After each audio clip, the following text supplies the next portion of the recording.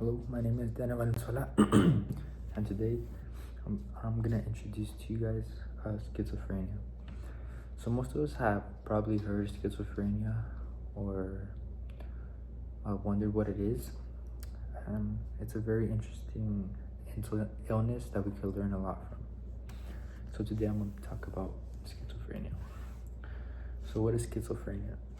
Schizophrenia is a chronic brain disorder that affects patients with symptoms of hallucination, paranoia, and exaggerated perceptions.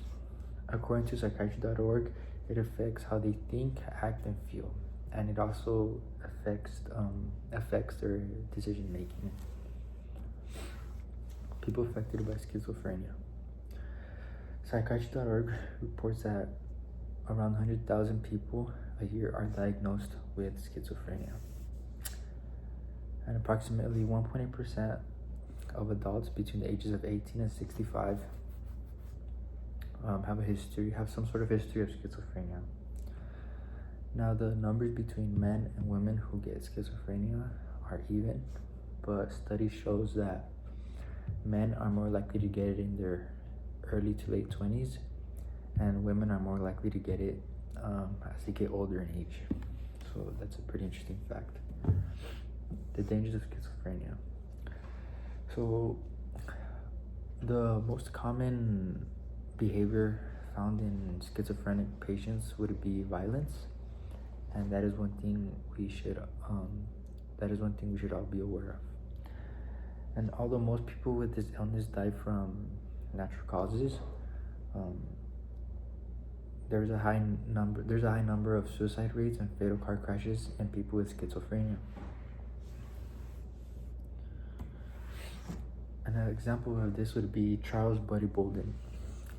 Charles Buddy Bolden was an American musician who in 1906 began to experience schizophrenic type symptoms that would include headaches and paranoia.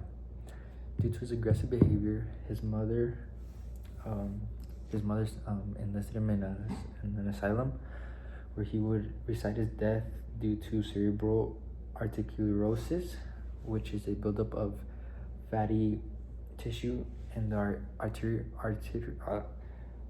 artery walls that reduce blood flow. Now, is there a cure to schizophrenia?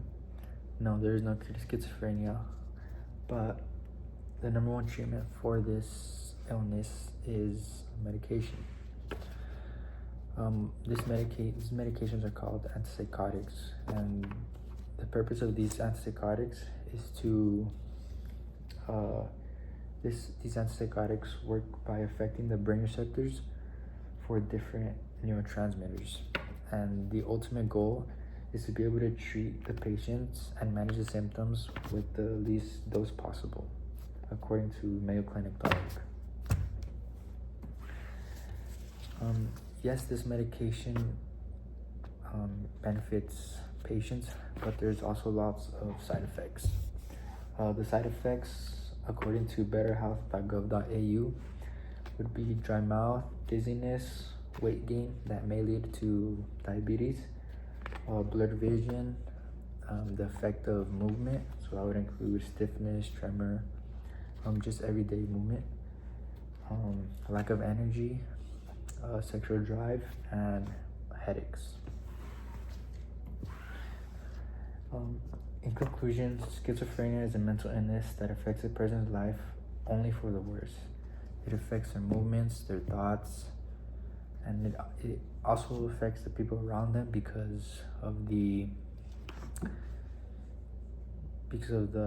stress that is put on a person to be able to handle their emotions and their violence and just what they have to deal with that they have no control over. So the only way we can avoid or stay away from schizophrenia is taking care of our bodies, exercising, getting the correct amount of exercise, correct amount of sunlight, not stressing our bodies out too much,